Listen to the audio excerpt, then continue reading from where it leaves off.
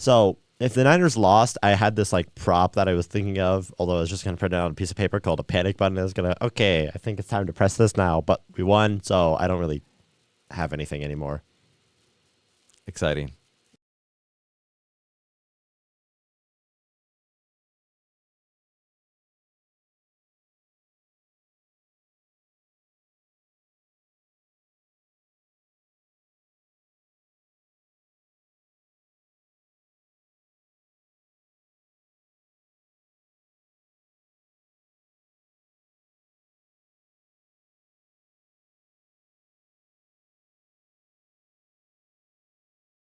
Hello and welcome back to the Eastman Sport Report, your father-son coach play podcast about the Sacramento Kings and San Francisco 49ers. I am sleep deprived. He just came back from Europe, so it'll be a fun episode. This will be fun and exciting. Hey, how you doing there, Max? I am, like I said, tired. I had a fun spirit week at my school where our class won.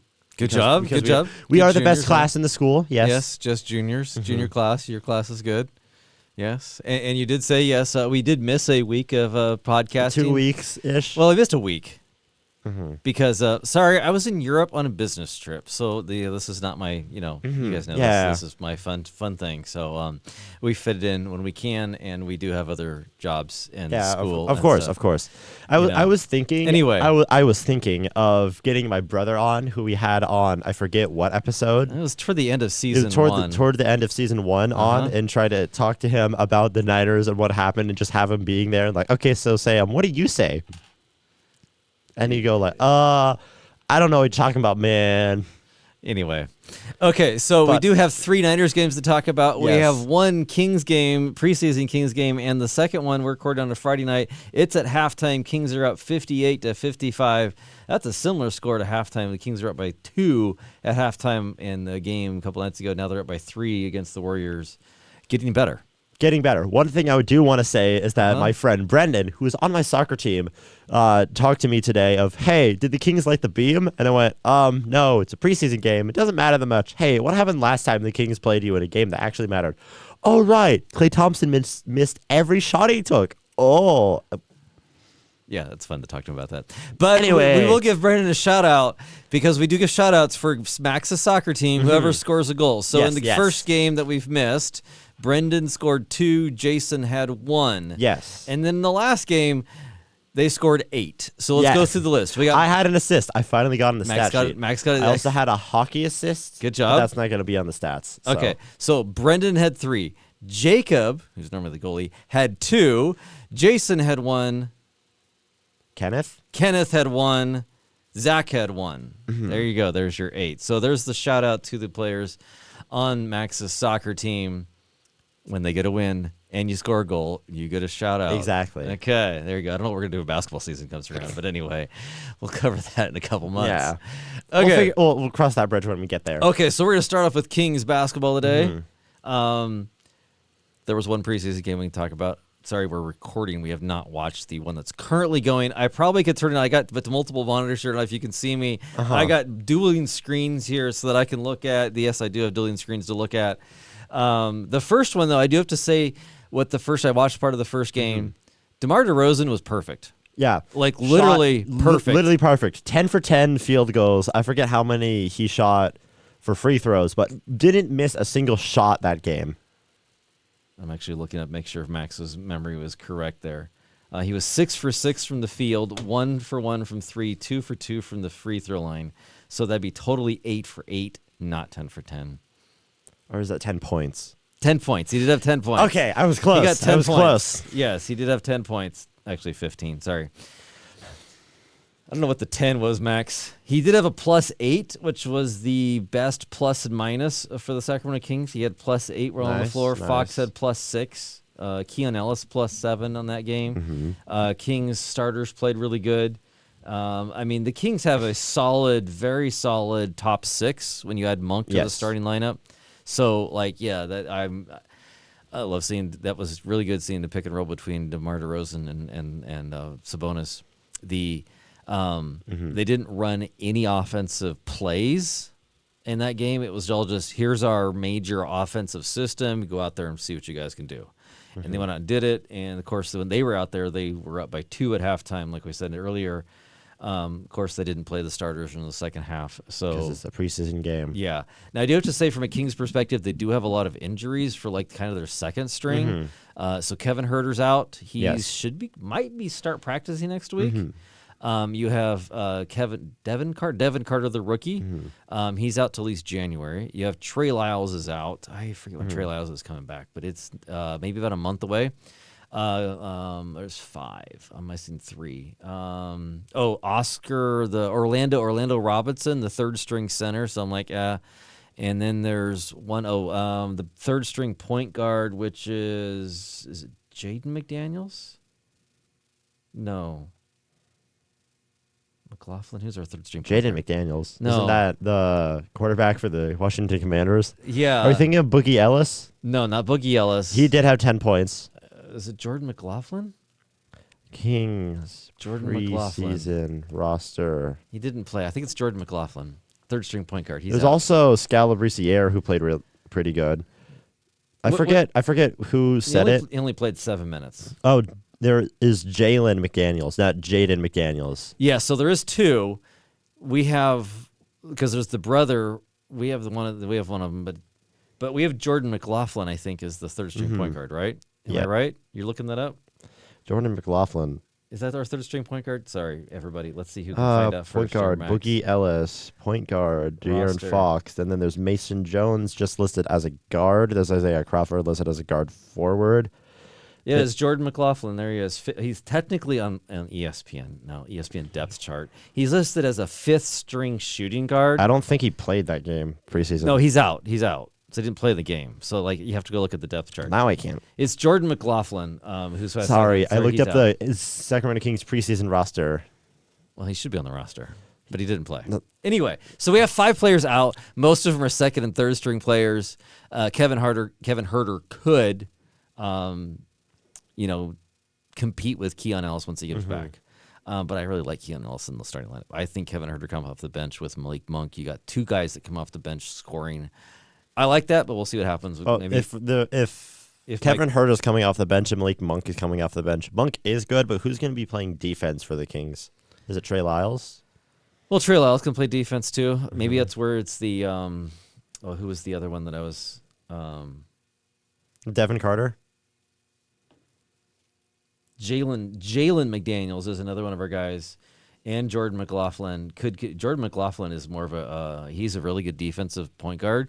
So if you have him come on in as a second, as a backup point guard, maybe. Anyway, so Alex Len's going to play defense. Him too. Yeah, so I think we'll be fine defensively. Monk plays decent defense. Kevin Huerter. He's not known as a defensive player Yeah. though. Probably that's because he's just so good at offense. Yeah. So anyway, I'm not too worried about that. But I do like Keon Ellis in the starting lineup. We'll see how that goes. Any other Kings takes that you have so far? I got nothing. Okay. DeMar DeRozan in a old 2000s era Kings jersey looks really good.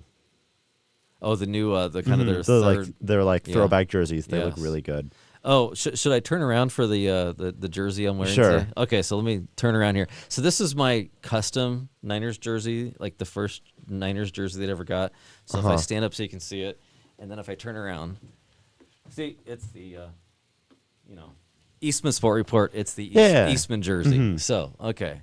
This is like, hey, I'm trying out all the different things to wear here for this podcast. So it is my Eastman jersey for the Eastman Sport Report. I get this at a beach. Yeah, Max just wants to be high school cool.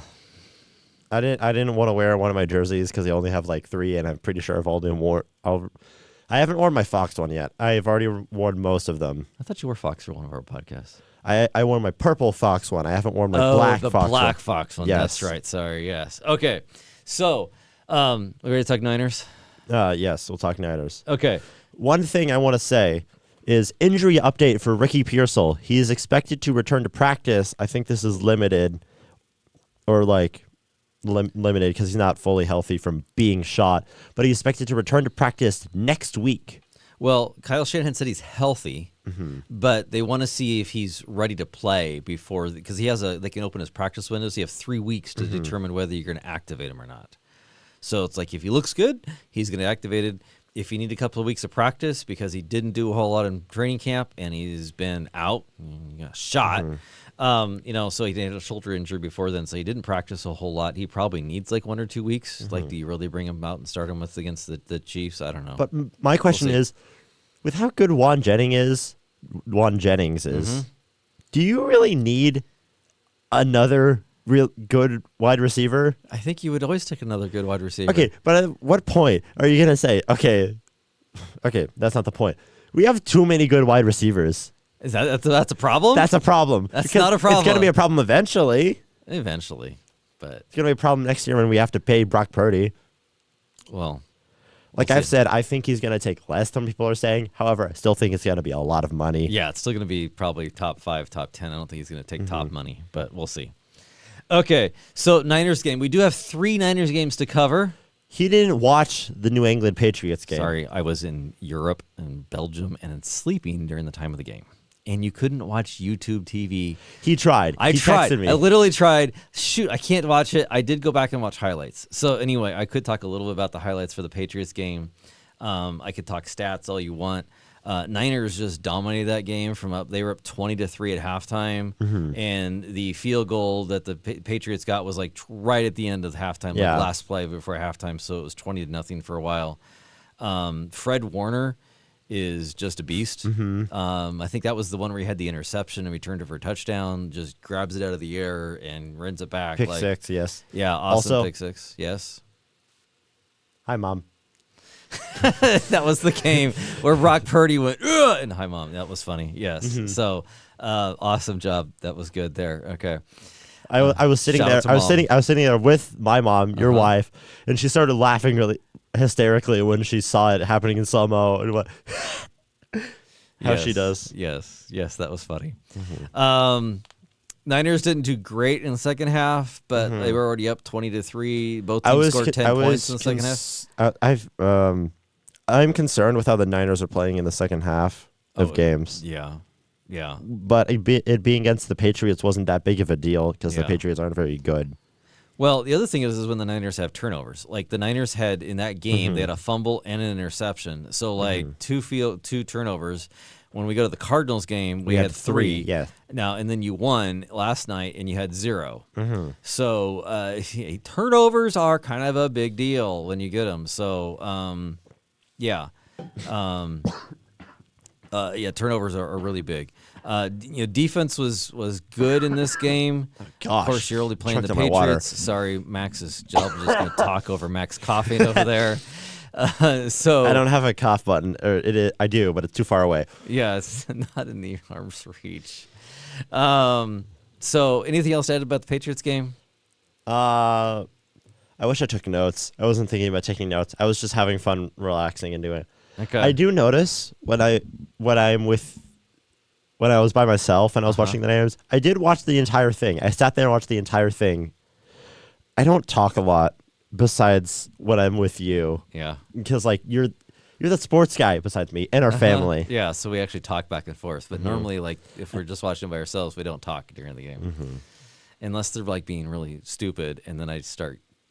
But that's you. Yeah, and they have to be doing something really bad for me to start talking to the Niners. Like, come on, guys, play some defense. That is exactly how he talks, by the way. Except it's with more flex. Like, come on, guys, play some defense. Like, I don't say a lot, but that's about all I say during watching games. So. Anyway, New England game, great win. Glad we got the win. Like I said before that, it was a get right game. We needed that win because before then we were 1-2, and then we were 2-2 after that. So grass is finally looking greener. We're actually winning some games. We're getting slightly more healthy. And then the Cardinals game. Well, the Cardinals game started off great. I mean, at halftime, you're up 23-10, and it really should have been more than that. But it's like the blocked field goal in that game. Yeah. With the interception return, I took my notes. It was that Jordan Elliott, blocks the field goal. Lenore picks it up for a 61-yard touchdown. That was awesome. There was a nice sequence where the Niners don't get a first down on 3rd and 2, but don't give up.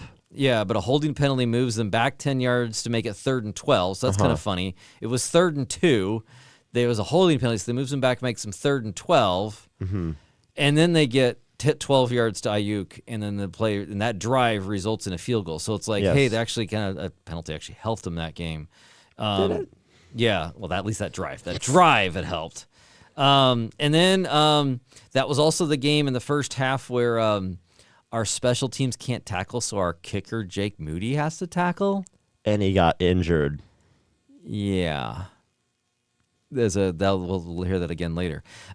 So Moody is out, and now you have the whole second half without a kicker. Yeah, and which is crazy to have a problem with that. I know. And I'm thinking of the guy from next week. Never mind. Mm-hmm. And so against the Cardinals, like the Niners blocked a field goal for a touchdown. Mm-hmm. Yeah. Then they had an interception toward the end of the half, and they got a field goal from that.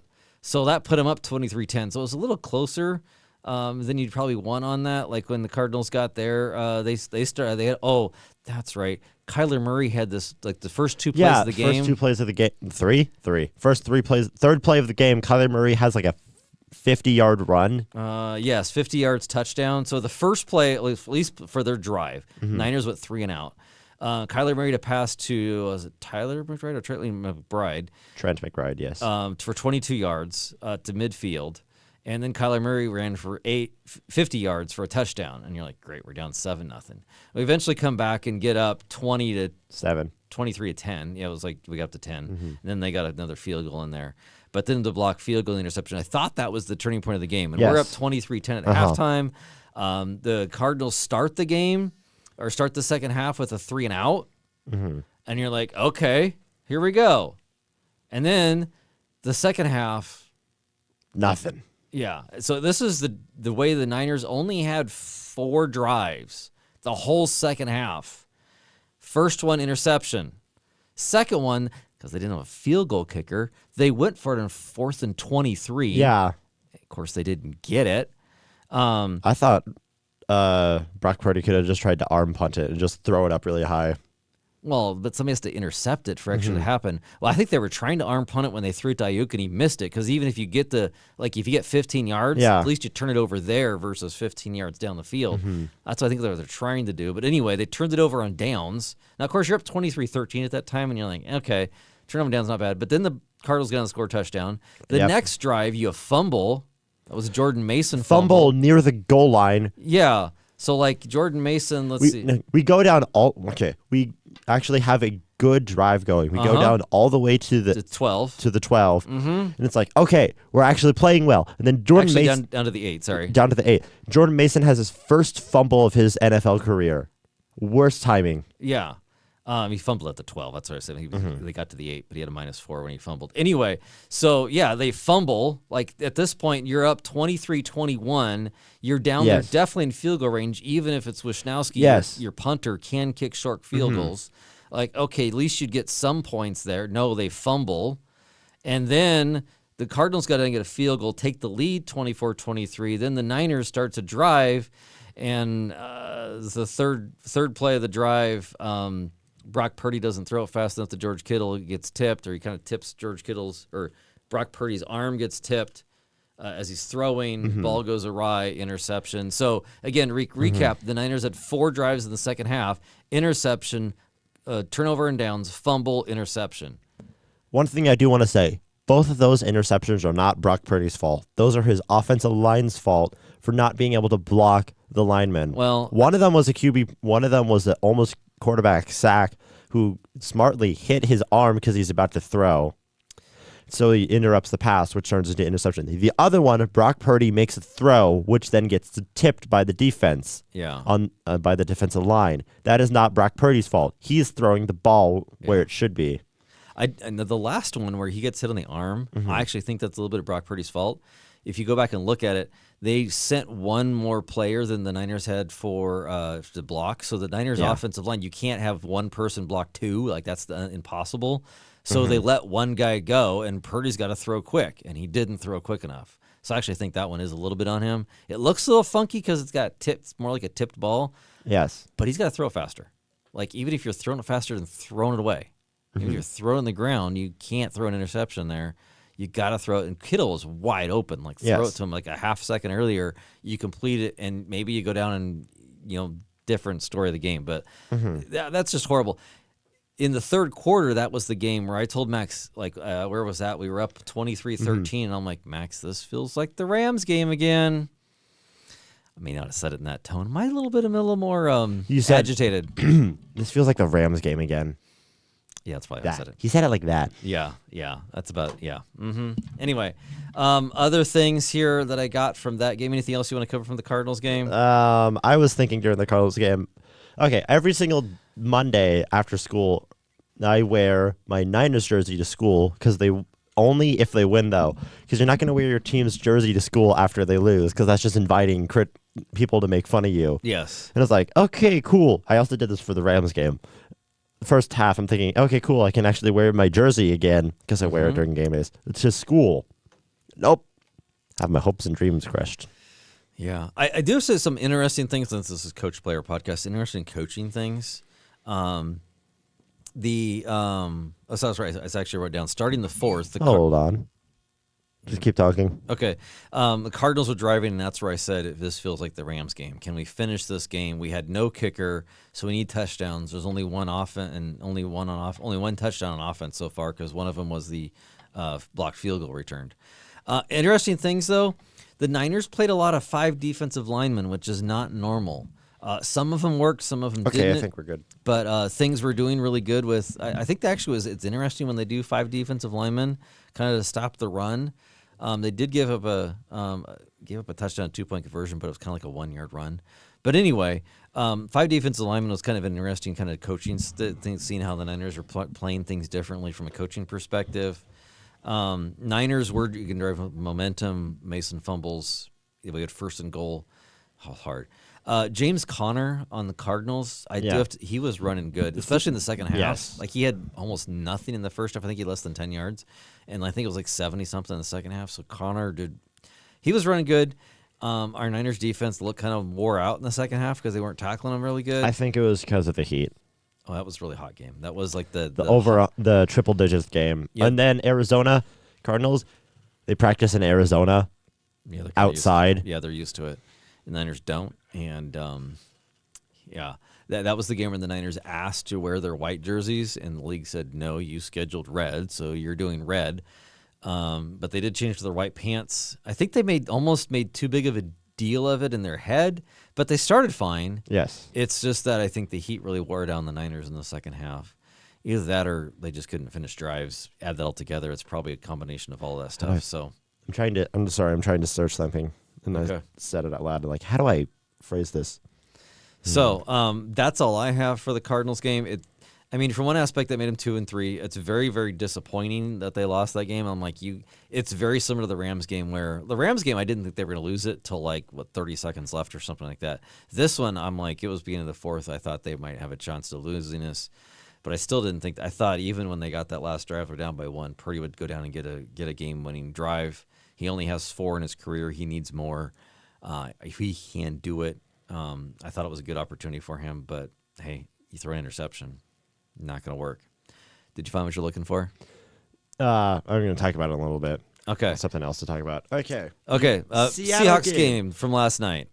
I do want to say this. So the game where we had 8 points against another team was Thursday, yesterday, the same day as the Niners game.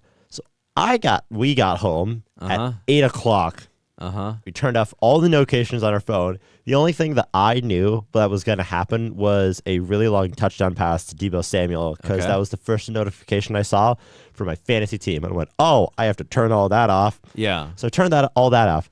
And then So the game starts at 5. Yes. The game starts at 5. We get home at 8. Game's probably pretty much over. Okay. Almost over. Anyway, I get home. It's about halfway through the second quarter, and I'm looking at my phone because nothing's happening right now of interest. We're going through commercial. And then I see on my phone, Niners win Instagram post by the Niners. And I go, dang it. I scroll a little bit farther. Someone else posts the Niners win. Dang it. Scroll a little bit farther. 3 posts in a row of someone saying the Niners win. If I just don't turn on Instagram, I actually watch the game. Instead of that, I go, now I can't say anything. So if you guys this could be kind of interesting user comment out there, for our listeners out there, in comments either in YouTube or Spotify, I'd be interested. Do you guys like watch the game religiously live, or like we do a lot of like, hey, our lives actually happen. Yeah. We love the Niners, but we're almost hardly ever watching a live game. I think the Cardinals game might have been the first game this season we actually watched like the whole game mostly live. Jets.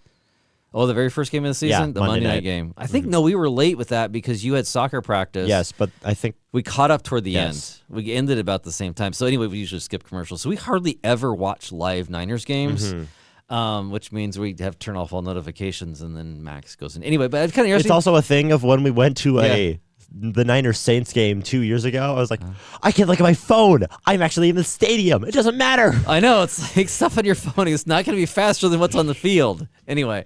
But the funny thing is also like we watch YouTube TV. That seems like 10 seconds behind. So like you can see every notification. Well, like if you're watching like the ESPN Gamecast, you can see the play happened, and then you watch it happen like there, and you're like, okay, so you have to turn that off, and like you can see like Twitter things. So it's almost like you can't watch too much like commercial breaks. You can watch it when we're watching YouTube TV. But anyway. Small things about how we watch the game. I hope that's interesting. Anyway, Seahawks game. Yes. I got spoiled of it. But I still thought it was kind of game. I could tell from you that you thought it was going to be another we lost the game in the second half type game.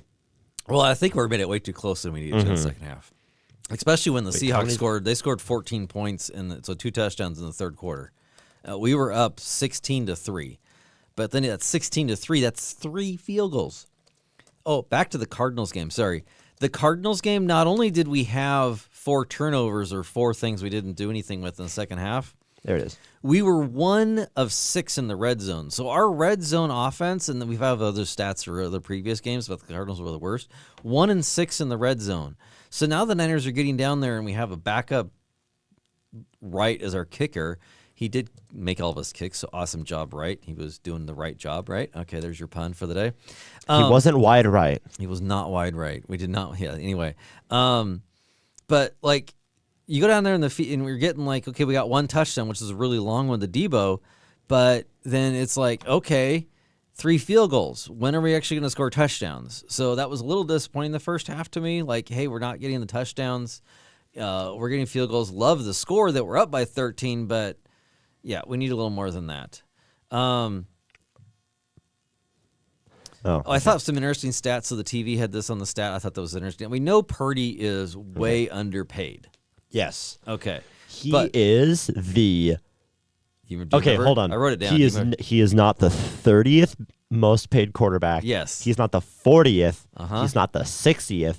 He's not the 70th. He's not the 100th, because I don't think there's 100 quarterbacks in the league. But if you think about it, there's 32 teams. If every team has 2, that means there's 64. But some teams have 2 and some teams have 3. Yes. Most teams probably have 3 and somebody on the practice squad.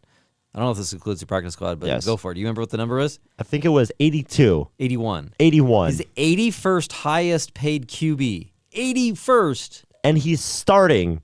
Well, and he's like probably a top 5 quarterback, right? Okay. We know he's underpaid. Top 10. I'll say top 10. Yeah, definitely top 10. Debatable to top 5. Yes. Anyway, it was just one of those amazing stats. I love to bring fun stats to the podcast. I thought that was a really fun podcast to do that. Let's see, anything else here? One thing that I saw is that it has been 1,041 days since the Seattle Seahawks have beat the San Francisco 49ers. Yeah, we're 6-0 versus them. Now, with Brock Purdy. Yeah, Brock Purdy's never lost to the Seahawks. Now, the interesting thing is before then, we had a very long losing streak to the Seahawks, so we're kind of making it up. Yes. So, yeah. So the third quarter started with a long touchdown drive to Kittle. Yes. It was a very long, slow drive, which was awesome. Let's see if I can figure out how many plays was it. It was a 9 play drive.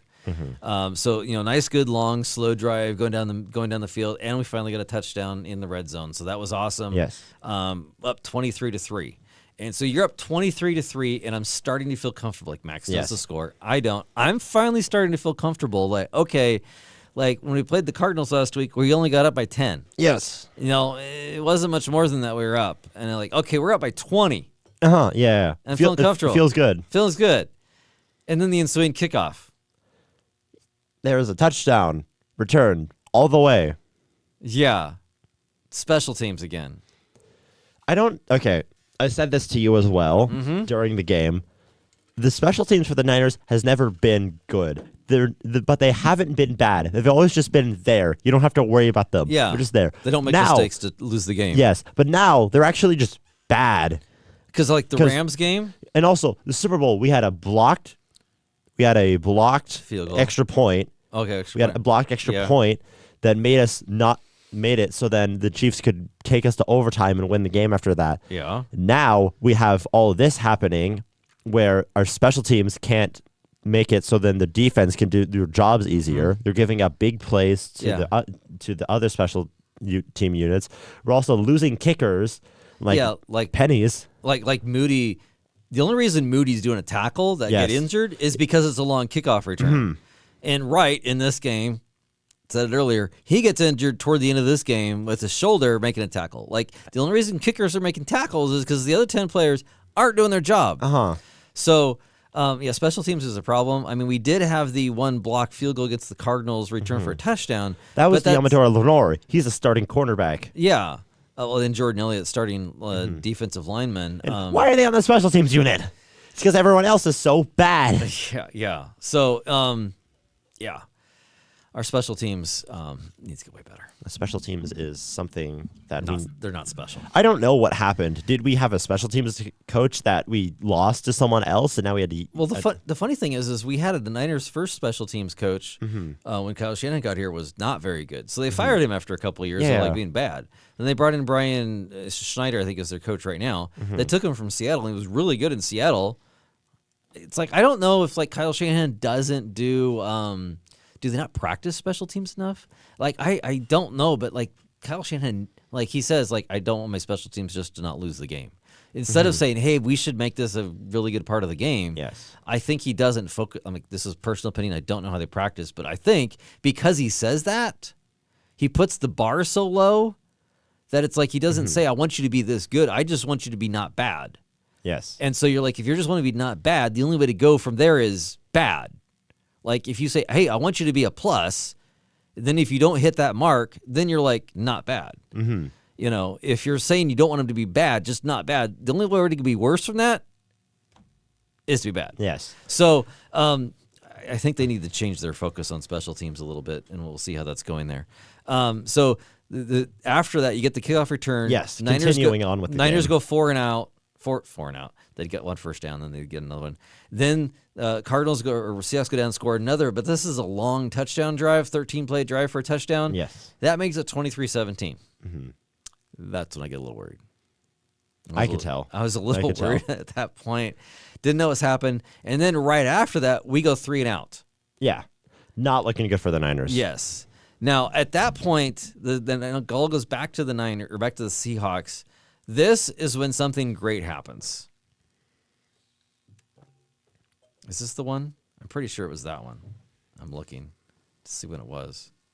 Oh, yes, I think it was that one. I'll say it is anyway. It was right about this time frame. So this is the time when Nick Bosa shows up and basically causes a 3 and out by himself. So it starts on first down. Yes. He basically sniffs out a screen pass. Yes. Instead of going after the quarterback, he's like, oh, the tight end that was just letting me go way too easy. He's going to go get a screen, so he blocks it, or he basically shuts it down. They throw the ball in the dirt. Okay. Second down, so it's 2nd and 10. Nick Bosa crashes in from the inside all the way to the middle, makes a tackle for no gain. Yes. Okay, 3rd down, Nick Bosa goes after the quarterback, hits him so good that Geno Smith can't throw a good ball, incomplete pass, punt. Like, so Nick Bosa, like, if you're saying, hey, we need our stars to step up, that was Nick Bosa's moment, saying, nope. And now he had a really good game. He had 14 pressures, which is a tied for his career high. No, tied, not career high, NFL history high. But Bosa had a 14. Yes. But, like, this is, like, really good. Like, if you get 7 pressures, you're doing a really good job. 14 in one game, tied for most in league history. Yeah. With. So he's going to look at that. But that's really amazing. 14 pressures. Now, he didn't get any sacks, which, hey, Nick Bosa, you're on my fantasy team, so, hey, can you do it? But, like, he only got me 5 fantasy points, which a sack in my league is 9. So, like, hey, can you get me? Anyway, he had some really good games for me recently. But, like, from a Niners perspective, he did a really awesome job of he really dominated the game. You could see him all over the place. Made a couple tackles. He forced, Geno Smith. Correction. I have a correction. Okay. He is tied for second with Aaron Donald and J.J. Watt. The most is 15 by Dexter Lawrence and J.J. Watt again. Okay. Anyway. So it's like, so second all-time in NFL history. That's really, really good. Really good. Yeah. And then the Niners, after that, of course, the Niners get one first down, they punt. But then this is where, let's talk about the rookies. Niners rookies. The cornerbacks. Well, and defensive backs. So earlier in the game, first drive of the game. Yes. The Seahawks are driving. And they're actually going down the field. They're in the red zone. And I wasn't even like fully this is before I knew the score of the game. Yeah. I wasn't like fully processing like, wait, they're in the red zone? What happened? Yeah. And Mustafa had an interception. Mm-hmm. And so, like, he momentum carried out of bounds, so it was like the 2-yard line. But still, Mustafa had a great interception. Credit Nick Bosa on that one. He was the one that had the pressure to make a bad pass. Anyway, but Mustafa, a rookie, had the interception. I think he was a 4th-round pick, or was he a 5th? Anyway, mid-round pick. And then, and this is in the 3rd quarter. Beginning of the 4th quarter, another interception. This is by Green R. He was a 2nd-round pick. Just an amazing play. An amazing play where DK Metcalf is out there running his route. Green goes and sees it, undercuts it. Yes. Intercepts it and runs it back. Not all the way to the end zone, but he runs back a decent amount. How far did he get back? It was 20-something yards. Anyway, he did a really good job. Like an amazing undercut. I love Green. That was the change of the Seahawks had all this momentum and the crowd was getting back into the game. Yeah, it was 23-17 at that point. And then that happened, and then nothing else. Yeah. 24-17? It was 23-17. Oh, we had 23. We had 23. Okay. So we got 2 more touchdowns after that. So you're like, that was a huge, like, if I love to point out the turning points in the game, like the turning point in the Cardinals game was you do nothing in the whole second half. I don't know where the turning point is. But anyway, that was, I think, the turning point of that game was the time before Bosa took it over. And then, hey, the defense, like, hey, offense, you're not doing much. Hey, let me get you an interception. And easy touchdown to George Kittle again. Yeah, and that also is like George Kittle. I think it's his 5th touchdown of the year out of 5 games. Yes. Hey, love the fantasy points, by the way. That's my 2 fun fantasy on the Niners. Yeah. Try not to overload it. Anyway, so we had red zone troubles the week before, 1 for 6. Yes. Much better in the red zone. I'll have to look it up here. What was our red zone percentage this game? Trips in the red zone, but much better this game, or especially in the second half. Yes. We had 3 touchdowns. And then after this, the Seahawks go down and get a touchdown. Yeah. We fail a 2-point conversion because we don't have a kicker. No, they wanted that to get up by 14. They were up by Yes. 12. If you go by 14, then they need 2. Even with 2 touchdowns, they can only tie you. Was that before or after we didn't have a kicker? After Wright got injured. Oh, Wright only got injured after the last touchdown, so he never really had to kick after that, so it didn't affect us at all. But then if that's the point of the game, you're like, really? Now? Really? Yeah. Anyway, continue. So they go down and have a really long. Now the defense could not get off the field in that drive, which I still think is a little bit of a problem. But they made the Seattle Seahawks go slowly down the field, which is okay if you're up by 2 touchdowns, making them go slow. So it's bad. They get the ball back with I think it was less than 2 minutes to go. Also, Jordan Mason injured. Yeah. And then our 3rd string running back started the year as the 4th string because you had McCaffrey, Elijah Mitchell, who's out for the season. Yes. Mason's the 3rd. Guerrero, another rookie. Yes. 4th-round pick. Guerrero goes down and gets a 76 yards. 76-yard run. This is exactly what happened in, I forget what Seahawks game with last year, but the Niners are close to losing it. Seahawks are close to winning it. What the Seahawks need are either the Niners to score now or to stop them at this drive before they can drain more of the clock. The Niners need to drain a bunch of clock because they're already up. Neither happens. Jordan Mason goes down and gets stopped at like the 5-yard line instead of the Seahawks player letting him go down, or instead of letting him get the touchdown so they have another chance at it. The exact same thing happens, except this time I think Isaiah Guerrero went down on purpose. Yeah. Because he sort of slid. He said after the game he heard people on the sidelines saying, get down, get down. So he slid about the 5-yard line. I think he ended up about the 3 is where they gave it to him. But that was totally intentional. He said it was intentional. Yes. I mean, there was a guy chasing him, but he slowed down and kind of slid before he didn't score. It did help because it burned, I think, at least 1 or 2 more timeouts by the Seahawks. And then we can score another touchdown. So then again we have a 2-score lead. But Juszczyk's like, I'm going to go score, and I'm going to jump in my wife. Jump in my. How do you say that? So to his wife. That's better.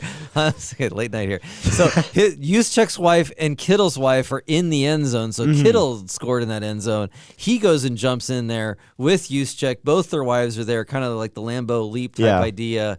Juszczyk goes down and he does the Seahawks Lambeau Leapish type of thing, whatever you want to call it, up there with his wife. So that was a fun celebration moment there. Anyway, then they're up by 12. And looking much better because there's less than a minute to go in the game. So, awesome. Any other keys to the game or things you want to point out? I don't have keys to the game, but there is one thing I want to talk about. Okay. Robert Saleh got fired by the Jets. Okay. Our defense hasn't been as good as it should be this year, as it has been this year. I think part of it's because we hired Brandon Staley, and Brandon Staley isn't that good of a coach. Anyway, Robert Saleh, he's now available for hire. Also, I think it's about 30 or an hour-ish before he got fired. There was a rumor that Robert Saleh, as head coach, was going to take away offensive playing calls from Nathaniel Hackett. And then he gets fired like 30 minutes later. But did you also hear Hackett got demoted too? No, he didn't. Yeah, he did. Nathaniel Hackett. He got play calling duties taken away from him too. Why did they fire it anyway? Yeah. Because the offense is the problem on the Jets, but anyway. The defense has been really good for the Jets. Yeah. So you fire the defensive-minded head coach? Who focuses mainly on the defense? Anyway. And then the owner said, I wanted more positive. Like, Robert Saleh is one of the most positive dudes out there. I don't know. I don't get it. Anyway, according to Jets Mike Silver of the San Francisco Chronicle, Saleh is planning to go on vacation with his family before preparing to interview for defensive coordinator jobs during the next hiring cycle. So he's now looking to be hired this year. Yeah. Yeah. I would like him to go be a consultant, but then if you have Brandon Staley as your consultant, and you have Saleh as a consultant, and you have a new Nick or Sorensen, I think it's Nick Sorensen, as your new defense coordinator, that probably is too many voices. Yes. So unless Sorensen doesn't do good, and you maybe rehire Saleh. Anyway, or they might hire. Anyway, we'll see. So what I'm saying is, Saleh, I really want you to come home. However, you're not going to do it right now. So I just want to say that so we can get it out of the way. So I talked earlier about going back to the Niners-Seahawks game. The rookie stepped up big. We talked about Guerrero because Mason got injured, which is awesome by Guerrero because the first couple of games he got like very little carries, and then he had like 1 carry in one game, and he just runs into the back of an offensive lineman. You're like, so from this is now week 6, from where he was in week 1 and week 2. Thank you for working on your game and getting better. So good job, Guerrero. There's one play that I keep on thinking of whenever I think of Brock Purdy and Jordan Mason. It's the game in Mexico City against the Arizona Cardinals. Oh, hey, we just talked about them. Brock, I don't know if it's a miscommunication on Purdy's part or Mason's part, but somehow Purdy hands the ball off to Mason, who is behind him. So Purdy goes, oh, there's no one there. So he takes the ball and starts running. Those two people are currently cooking the league. Second most passing yards, most rushing yards in the league. Is he most or second? I thought he was second. I think Mason jumped up to first. Maybe because he played an extra game last night. I'm not going to look it up. Anyway, he's up to pretty high. Then you have Green. We talked about him with the interception. Mustafa with the interception. The other rookie that you don't even think he's a rookie anymore is Pooney. Our offensive lineman. Yeah, a lot of offensive lineman. Like he was so good in the training camp that everybody was like, even Trent Williams when he came in, like, this dude can play. And even like Trent Williams, I think, what did he say this week? Like he's a godsend, I think Yes. is what Trent Williams said this week about him. Like you forget that he's a rookie. And then also we started at the beginning, Pearsall opened, like our first round draft pick rookie Pearsall hasn't even played. Mm-hmm. So like our rookie class is doing pretty good. And there's even some defensive linemen that are kind of like some undrafted defensive linemen. Mm-hmm. Was it Okinawa? I'm probably horribly messing up his name. And there's another guy, Anderson, I think he was an undrafted free agent. They're actually, in their short stints making good plays, like kind of doing some really good stuff. So after last year, our rookies were not very good. Mm-hmm. Maybe had a couple good, but most of them are not. This year, this crop is doing really, really good. Mm-hmm. Other notes from the game? Any other notes from the night? I don't have any notes from the game. Here's my notes. Niners won the time of possession again. I think they've won the time of possession in almost every game this year. Yes. So not the Minnesota game. I thought they did. Anyway, like there's 3-3, and they've won the time of possession almost every game. But even though they won the time of possession 33 minutes to 27, the defense was on the field for more snaps. That's because the Seahawks was usually doing quick. They were trying to do hurry up offense, I guess you'd say. Yes. So they had 78 snaps to the offense at 65. Another interesting note, kind of a coaching tip here. I found this one out is the past couple weeks the Niners had not done very much play action. And for those of you who don't know, play action is, hey, you fake a run. But when you do that, the quarterback has to turn his back to the defense. And then he turns back around and he hopes the defense hasn't changed. Like maybe it was started as a 1 high safety and they shifted into 2 high safety. That's a big difference in how you know where the defensive players are. Can I say one thing? Go ahead, Looked it up. The Niners did win the time of possession game against the Vikings. Yeah, I think they've done it in every game. Anyway. But they're still 3-3, so time possession doesn't mean it. Anyway, so play action yes. you turn your back. The Niners hadn't been doing a very good job of that, or they hadn't done very much of it. Not sure why. I've heard some people comment on it. They were doing league low, I think, really close to the bottom of the league at 17% of the time they do play action, which is really low for them.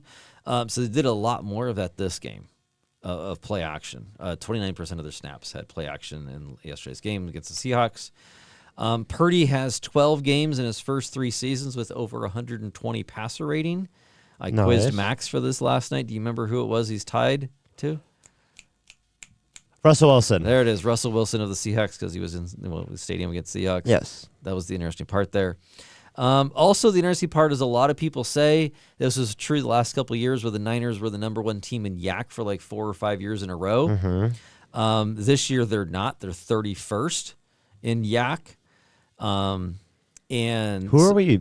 Who is below us? I don't know. The Panthers. But Purdy is also ranked. Safe answer. Yeah, probably the Panthers. Purdy also ranks 31st in the percentage of his passing yards come after the catch. And 33.7% of his passing yards come after the catch, which is much different than they had last year. Would you like to guess who's number 1? What's the stat again? I'm not paying attention. We're getting stuff set up. Okay, so percentage of passing yards that come after the catch. So this quarterback benefits a lot from YAC for his total yardage. I get it. Who do you think it is? Leading the league? Yeah, who leads the league? Patrick Mahomes. Very good. Yes. So if you want to say any quarterback just gets bailed out by his receivers, it's Patrick Mahomes. And now he doesn't have any wide receivers. Yeah. So he tore one of their ACLs. Another one? Rice? Rice is already out. No, he was the one that injured Rice. Well, Mahomes injured. Yes. It was on like an interception there. Anyway, whatever. But was there another wide receiver they lose? Oh, anyway, okay. So, but they have their rookie. Is it Xavier Worthy? Yes. Anyway, but I think he was out against the Saints. Okay. So Patrick Mahomes benefits the most from it. Purdy does not. Purdy's having a great season. That type of stuff. Okay. Oh, another last point for the game, defensive wise. DK Metcalf. Normally in the past, Charvarius Ward follows DK Metcalf around. So when I saw at the beginning of the game, hey, Ward was out, and Hufanga went on injured list. Like our injured list is getting bad. We don't need to cover all that right now. DK Metcalf had 12 targets in the game, only 3 catches for 48 yards. Awesome job, defense. Okay. Ready to switch gears here, Max. Okay, let's switch gears. I want to talk about our predictions for this week and previous weeks. Our Primetime Picks. What he says. As I said, what I do is I pick almost every single game for the Niners, which I have done, which hasn't worked out so far. But hey, I'm finally 500 with the Niners, so yay. And do you have the stats for us so far? Yes. So we have two weeks worth of stats. Both of us in 1 week went 4-1. We were 8-5 going into that. We both were 4-1 1 week. Now there's 5 games because there was 2 Monday Night Football games and 2 back in a row. So there's 5 we have for Primetime Picks. The next week, last weekend, I was 3-2. You were 1-4. Who did I pick right? I'd have to go look it up over Was it the Texans game? Let's see. Max. It was the Lions. It was the Lions. So you got I picked the Lions. Tampa Bay wrong. No, you got Kansas City right. That was your only right one. Oh. Yeah. I'm you got good Pittsburgh at my job. wrong. You got Seattle wrong. I'm very good at my job. You got the Rams wrong. Wait, Seattle wrong? Yeah, there was Seattle. Well, Seattle was a primetime game too. I picked Seattle? Yeah, you over the Lions? Over the Giants. Giants? Oh, that makes sense. Yeah. So overall, I'm 15-8. Max is 13-10 in picks. Would you like to lead us off here in our picks? Did we talk about? Picks? No, we don't have to talk about it. So who do you pick between the Seahawks and Niners game? Yeah, I'm gonna pick Niners in just about every game, and we'll see what we do with the Chiefs next Except for the Chiefs.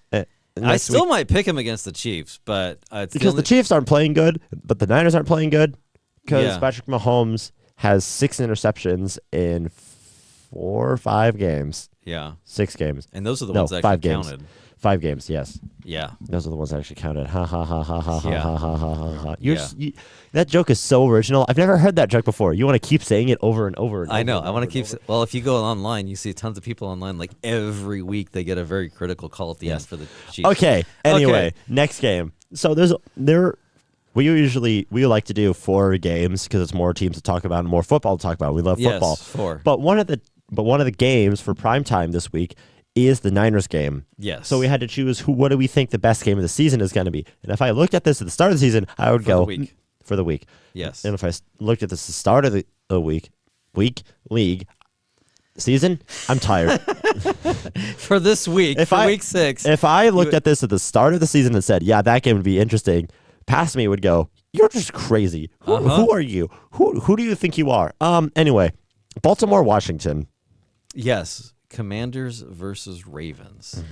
That is a really good matchup. Probably the best matchup of the week. Yes. Because both primetime games are not good. Yeah. Because they have New York teams in them. But anyway. And the Bills. Which is also they're a New York team. Technically, they're the New Jersey teams, but anyway, whatever, they say New York in the name. Close enough. Back to the Commanders-Ravens. Commanders-Ravens is definitely, I would say, the best game. Jaden Daniels, I am sorry. I know at the start of the season we went, who's going to be the best rookie quarterback? And I mentioned Bo Nix, who has been playing good, but I am sorry, Jaden Daniels. I said I thought you were going to get injured. I am sorry. I wish I could do better. He's also a very good Christian, I heard, which is nice. Yeah, I know. He's an awesome dude, stuff like that. So, but he's balling out. He has the Commanders at 4-1, top of second in the NFC. I know. Like they might win that division. They're definitely leading it, type of thing. So, Terry McLaurin actually has a quarterback to throw him the ball. Yeah. So like the other thing, like if you Daniels has was he over 90% completion after the first 4 weeks? After first 4 weeks, he had 91% completion. Yeah, and now he's like only in the 80s after week 5. Like he is balling out. Doing really good. He's throwing some dimes on the field, and he can run.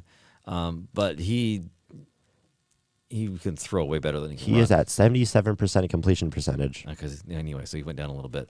Okay, but then you have Lamar Jackson and Derrick Henry, who is that's probably one of the best rushing duos. That's probably one of the best teams in the league. They lost their first 2 games, and now they're on a 3-game winning streak, beating I have their schedule up here somewhere. So they're 3-2. They lost to the Chiefs, and they lost to the Raiders, and now they beat the Cowboys, who I don't really think the Cowboys are actually that good this year. Then they beat Buffalo, and they beat Cincinnati. Cincinnati only has 1 win, but it feels like this is the time where I just hit my mic. The Bengals are actually going to start winning games and actually looking like the Bengals how they should because Jamar Chase is playing good and Joe Burrow playing good. Anyway, that's enough I'm going to say about the Bengals. But yes, the Ravens do look really good, and the Commanders also look really good. If I had to pick a team... Who do you pick, Commanders or Ravens? I don't even know who to pick. Like, I'm struggling with this pick right now. Where is it at? Let me look at it. It's in Baltimore. Now, the funny thing is, this is like a rivalry game because it's Washington, D.C. versus Baltimore. This is like, what, an hour apart? Like, this is like a big rivalry game. Like, this is like Niners versus when the Oakland Raiders type of how close they are. I'm going to... Here, how about you say your pick? You want me to go first? I want you to go first so then I can think about mine because I think I have my answer. I want it to be the Commanders. True. I want to see Jaden Daniels beat the Ravens because I don't like the Ravens very much. Why don't you like the Ravens? Is it because they beat the Niners in the Super Bowl? Because they beat the Niners in the Super Bowl. Sorry. If you beat the Niners in the Super Bowl, I have a grudge against you. Let's see. The Ravens and the Chiefs. Yeah. Oh. Yeah. I'm going to stick with the Commanders because I think they're playing really good. Okay, thank you. Because I think that the Commanders are the Texans of this year. Okay, yeah. I can see how they're a good young team, but they're not going to be a good playoff team. They're not going to go a much farther than like the divisional round. And I don't think they're a Super Bowl contender. I think they're a good team, and they're going to win a wild card game. They're going to get in the playoffs. That's not my point. Yes. They are going to get in the playoffs. I think they're going to win a wild card game. Okay. I don't know if they're going to win the divisional. I don't know if I also don't believe they're going to make the NFC Championship game. Yeah. Okay. I'll go for that. I think the Ravens are a better constructed team to win, and they're more physical team, more experienced team, more talented team. So I pick the Ravens for this game. Okay. I like it when we pick differently. Okay. Cool. Okay. Sunday Night Football, Bengals Giants. Who scheduled this? Because Malik Neighbors isn't in for the Giants, so the Giants only have wide receivers to throw to. The Giants actually have a better record. They're 2-3. Bengals are 1-4. Mm-hmm. This is when NBC wished they could do a flex game already this early in the season.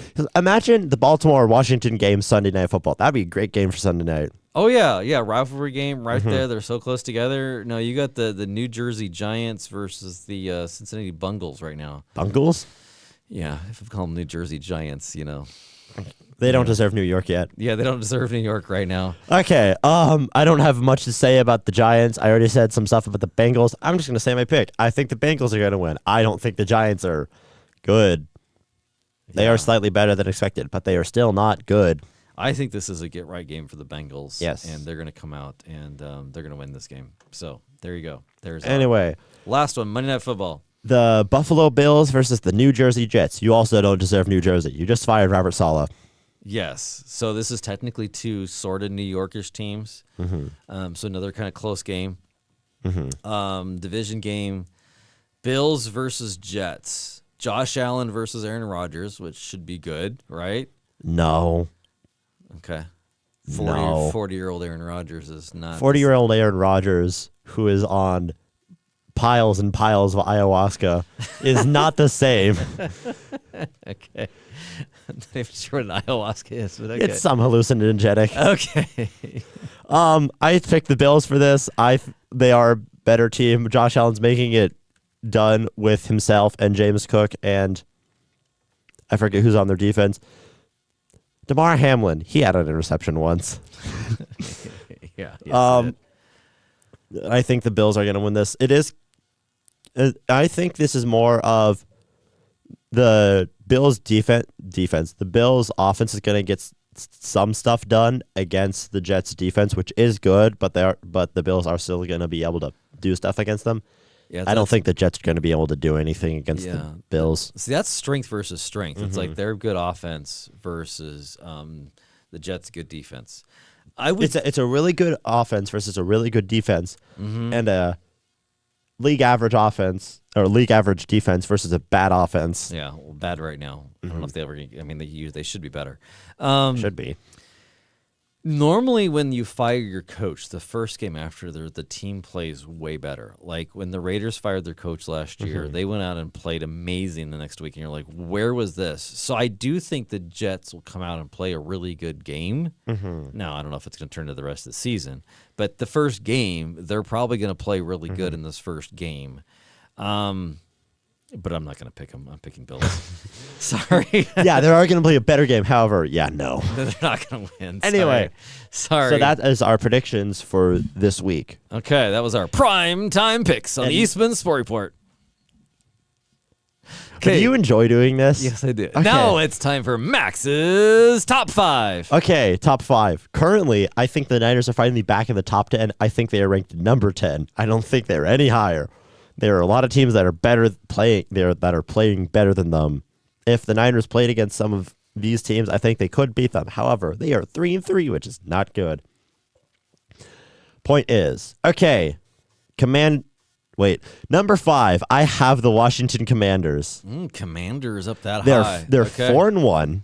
Yeah, they're currently playing as one of the best teams in the league. Yes. They currently have what seems to be one of the best quarterbacks in the league. And he's really young as well, like Brock Purdy, like CJ Stroud, like why did I think of Bryce Young? Get away. Okay.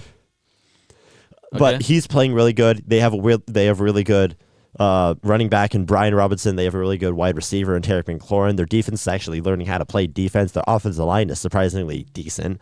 They're actually putting stuff together and winning games and just playing good football.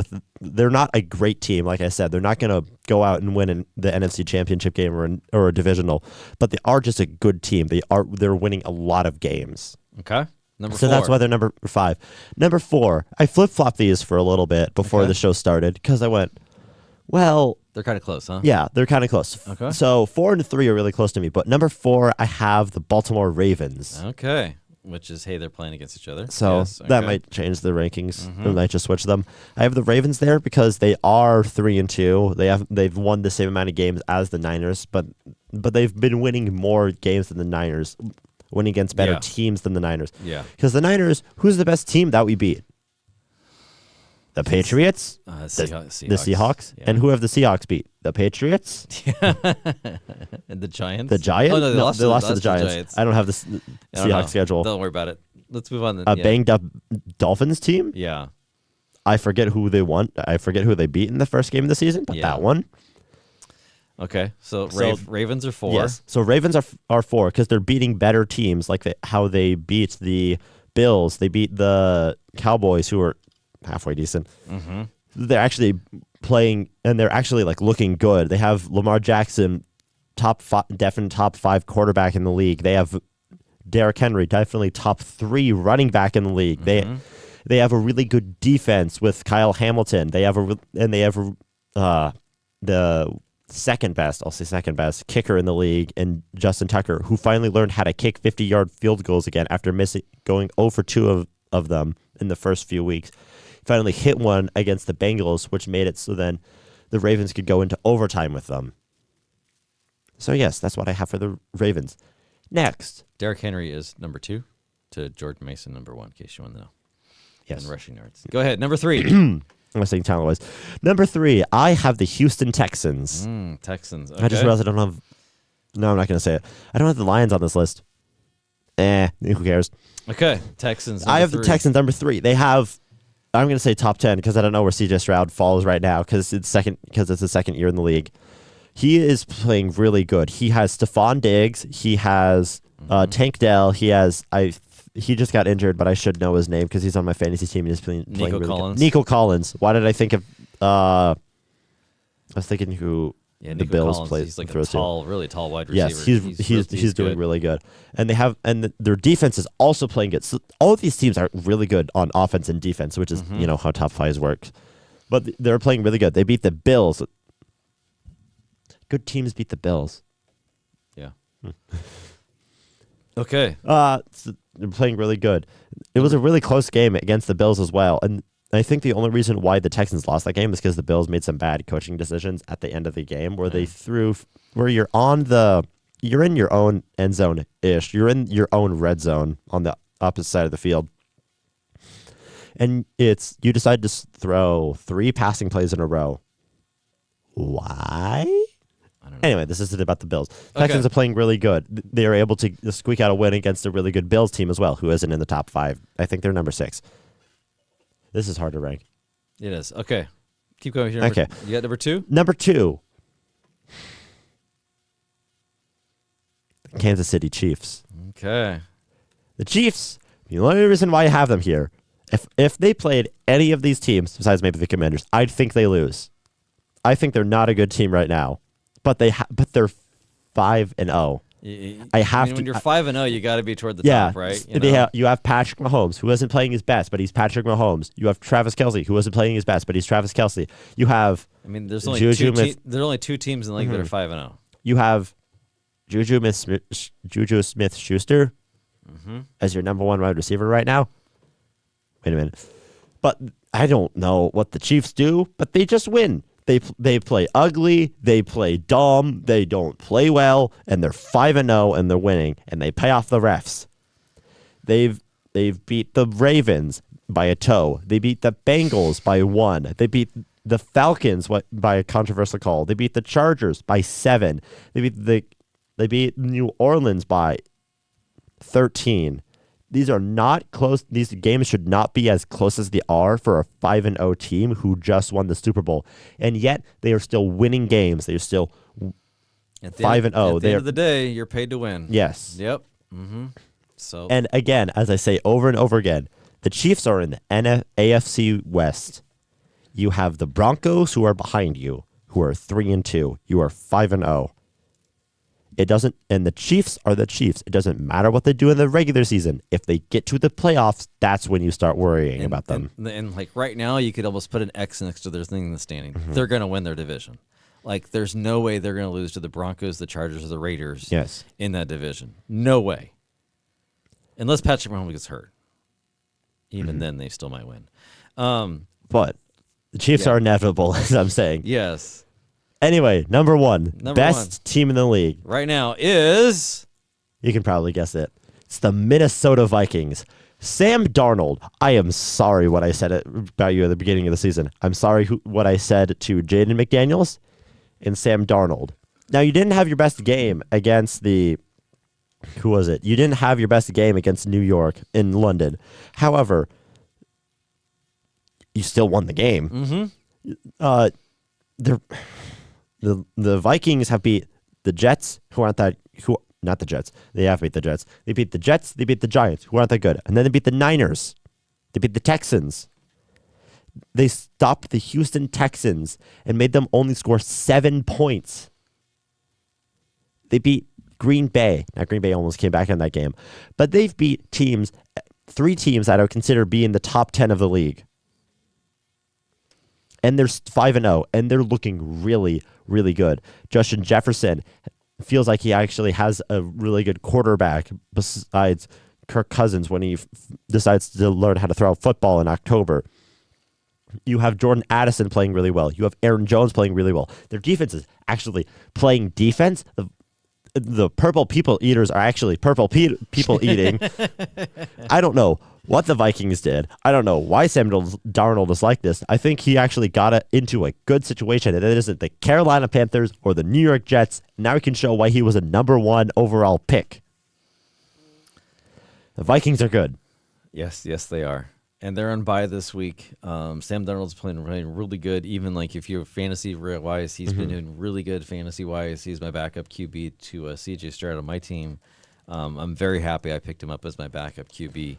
So, yes, very good Vikings. So Vikings are number 1 in Max's top 5. But one funny thing. Okay. The last team to go 5-0 and miss the playoffs, 2016 Minnesota Vikings.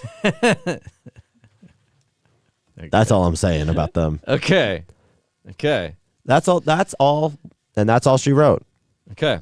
Well, so Eastman Sport Report, as we wrap up this episode of Eastman Sport Report here, this is episode 4 of season 2. Thank you all for listening. It's because the Niners are off for a week and a half now. They have a mini bye, as they call it. The funny thing is they have a mini bye. Their next game is against the Chiefs. The Chiefs have a full bye. So Yes. even though the Niners have a mini bye, they still have a rest disadvantage going into the Chiefs game next week. Hey, Roger, if you're listening to this, screw you in particular. So the schedule makers were not very good with the Niners this year with their schedule disadvantage, even though they have a mini bye. Okay, so we'll see how many Niners are healthy going into this next game against the Chiefs.